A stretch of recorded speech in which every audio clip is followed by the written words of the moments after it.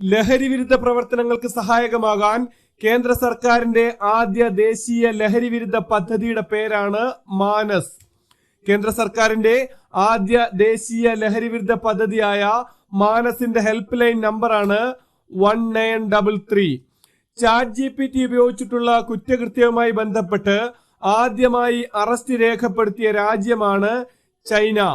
കേരളത്തിലെ ആദ്യത്തെ ഗ്രാമഭവൻ ആരംഭിച്ച പഞ്ചായത്താണ് ആര്യനാട് ഗ്രാമപഞ്ചായത്ത്. ഊർജ കേരള മിഷനിൽ ഉൾപ്പെടുത്തി KSEB ആരംഭിച്ച ബൃഹത്തായ വിതരണ ശൃംഖല നവീകരണ പദ്ധതിയുടെ പേരാണ് ദ്യുതി.